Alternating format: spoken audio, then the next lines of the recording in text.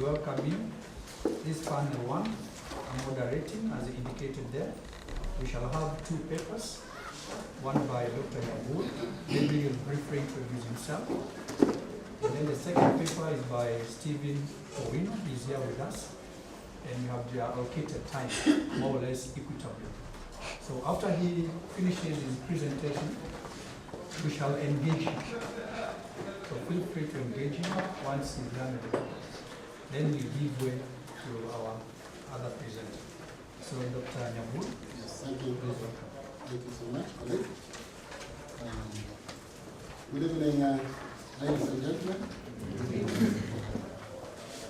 It's my pleasure, it's an honor indeed to be here. My name, you can just speak while sitting. My name is Patrick Nyabul. I will be saying some very general things which you can take me to task about, but I'm serious about them. By way of introduction, if philosophy is truly, as it has been defined etymologically, the love of wisdom, as we have been told, and if as scripture asserts, the fear of the Lord is the beginning of wisdom, then the true philosopher ought to fear God. I would also like to quote Epicurus. It was Epicurus who wrote the following: "Let no one delay to study philosophy while he is young, and when he is old, let him not become weary of the study. For no man can ever find the time unsuitable or too late to study the health of his soul.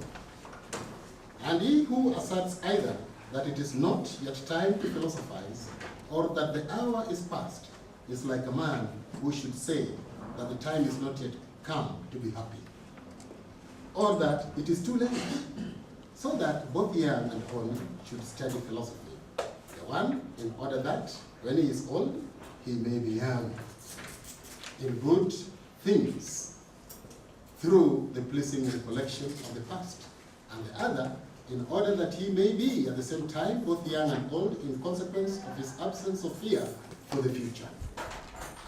And I have a reference there.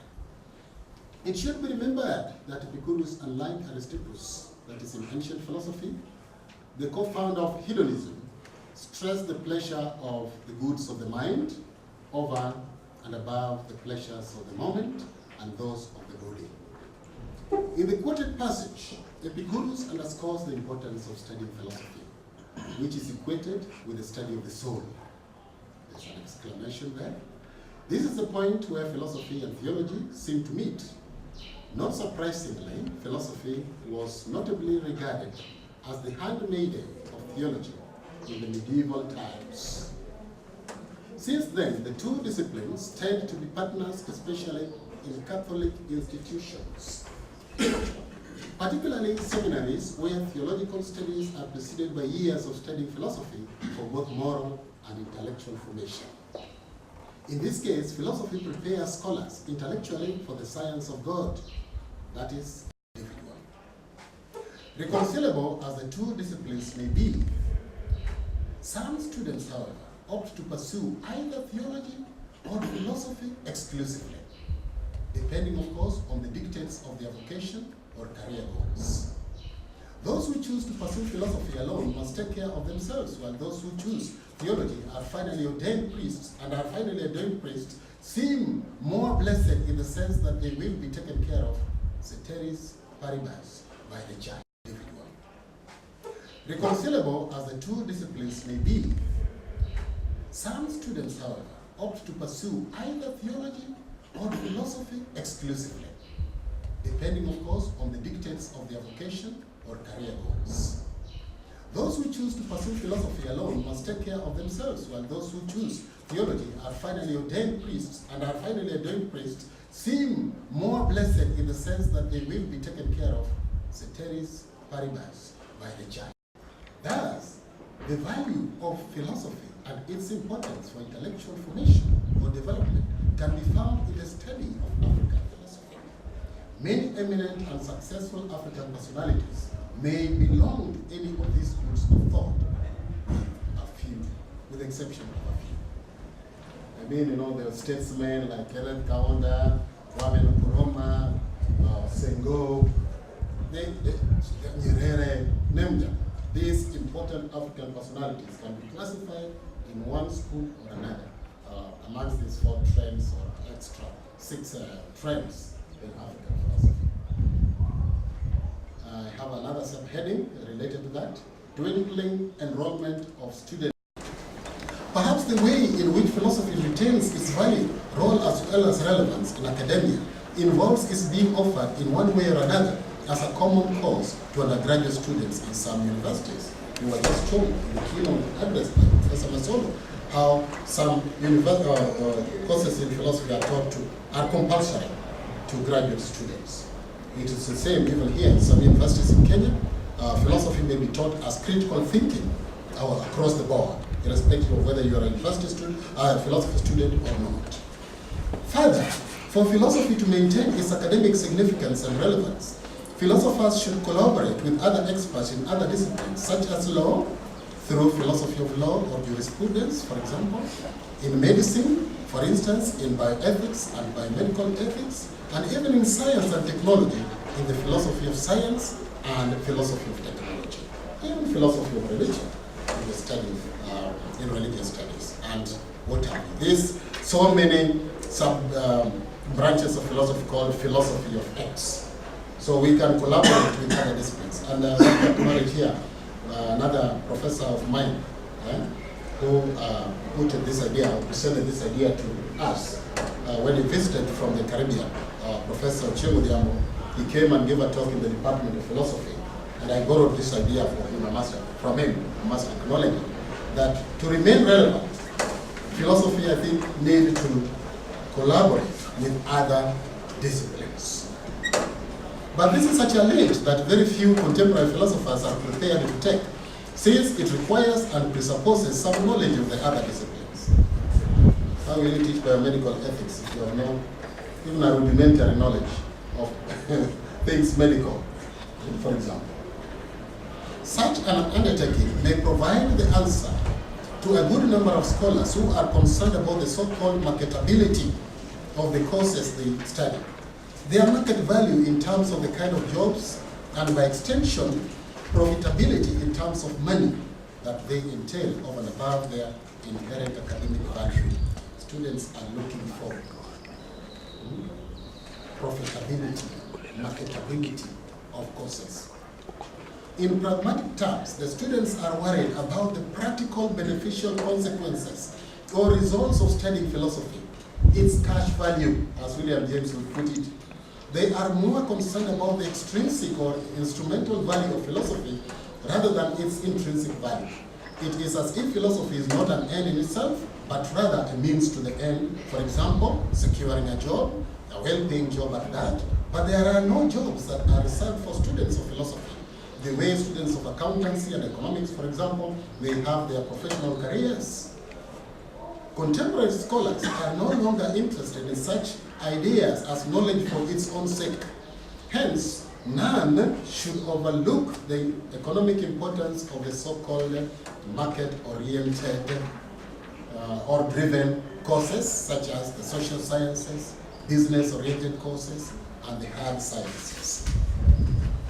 A number of young and upcoming philosophy scholars have voiced their concerns for professional practices and careers. This concern is reminiscent of that of the logical positivists who sought to introduce the methods of science and mathematics into philosophical studies. They failed because a big chunk of the subject matter of philosophy consists by nature in abstract thinking. We find ourselves in some sort of dilemma, whereas the needs, desires, and wants of clients, in quotes, and consumers have changed, the nature and goals of philosophy have not changed simultaneously. This suggests that we are continuously becoming less idealistic and more materialistic in our approach to issues to do with knowledge and education. Hence, the current illegality among a section of society of giving students fake grades and buying or forging academic certificates. You can now hear even those who are preparing for elections are warning about people possessing fake certificates. That is the society we're living in, where people can buy certificates with impunity, as if the end justifies the means. Once they get what they want, I think it is right. Many people apparently no longer go to school merely to acquire knowledge, but in order to be able to earn a living, good living, which is out of reach for those who cannot afford a good education. Of course, school, they say education is expensive. Yeah, but if you try, if you think it's so, then you try. Ignorance. You find it's more expensive than education. Because of this materialistic lifestyle, some people can be heard saying that they would prefer a wealthy but an uneducated man or person to an educated person but who is poor. They would rather go for one who is uneducated but wealthy rather than go for an educated person who is poor, even as a leader. Furthermore, there may be people who are educated but jobless. I think this is not far-fetched. There could be people amongst us who are educated but are still jobless. They are living in this kind of society. And others who, though employed, bought or forged their certificates and used them to find well-paying jobs and business contracts. I know somebody in I will not mention his name, locality, who used the certificate of his brother and has been teaching. He's about to retire now. And that's what we discovered. He's still retired. He was lucky that the brother died and he's been using his certificate. Even the identity card. It is small wonder then, when the latter subsequently become rich, those who have cheated, subsequently become rich, while the latter, those other ones who are educated but don't have jobs, languish in poverty as a consequence of joblessness. Then I quote J.S. Mill's dictum, better Socrates dissatisfied than a pig satisfied. This dictum of Mill seems to have been reversed in the contemporary African society to read, better a pig satisfied than Socrates dissatisfied, with an exclamation mark. It is as if the Machiavellian principle again, that the end justifies the means, is in actual fact true. Unfortunately, philosophy does not promise much in terms of material gains. I stand to be corrected. If one is chasing after wealth, one should be advised to look for it elsewhere, since philosophy is its own reward. Its reward consists in thinking, asking relevant questions, and formulating arguments, not in minting money, like the sophists who fell into disrepute among other philosophers, especially Socrates, for charging a fee for their teaching. You know that history of philosophy, the lesson. The following passage underscores the intellectual importance of philosophy. And this one I got from the internet. The great virtue of philosophy is that it teaches not what to think. How many minutes? 5 only. The great virtue of philosophy is that it teaches not what to think, but how to think. It is the study of meaning, of the principles underlying conduct, thought, and knowledge. The skills it hones are the ability to analyze, to question orthodoxies, to express things clearly, however arcane some philosophical texts may be. The ability to formulate questions and follow arguments is the essence of education. And here we are talking about it. Read philosophy in place of education. Again, still on the subject of cheating and faking of certificates, the commercialization of the education sector in Kenya, for example, and the mushrooming of colleges and universities in Africa seem to spoil the broth like too many cooks. This scenario has aggravated the unemployment situation in many countries and watered down the quality of tertiary education in Africa. We should have fewer but better equipped and well-staffed institutions offering quality education rather than many sophistic institutions responding to market demands which they cannot satisfy. And there ends the section on the commercialization of the education sector. Then, because I don't have much time, in the final part of this paper, I address the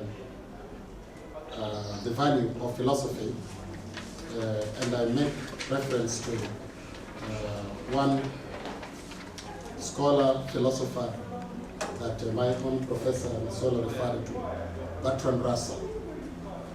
In his well-known work, The Problems of Philosophy, he devotes the last chapter to the discussion of the value of philosophy. So if you are interested in reading more about the value of philosophy, I would say you should consult this work. The Problems of Philosophy, chapter 15. The whole of that chapter is the last chapter in the book. It's on the value of philosophy. Appropriately titled, like my paper, because this is what I want to talk about, and I found that another philosopher had talked about the same. So I have no choice but to review what he has said. And amongst the many things that he says is that philosophy is one of the goods of the mind, not goods of the body. He reiterates the same things that we have heard about the quotation above, that philosophy's importance lies in the kind of questions that it is asked. And it is the nature of philosophy to continuously ask those questions, relevant questions about so many things concerning our lives. And that philosophy indeed is concerned about knowledge, just like other disciplines. And I would like to add that historically philosophy has the importance of being called the mother of all disciplines. You know as well as I do that all these disciplines can trace their origins historically to philosophy. In the time of Isaac Newton, the scientists, the current scientists, or the kind of people who do modern science were referred to as natural philosophers or philosophers of nature, if I'm not mistaken. So he underscores that the importance of philosophy, that it's one of the pleasures of the mind and not of the body. And there, I stop. Let's give a clap.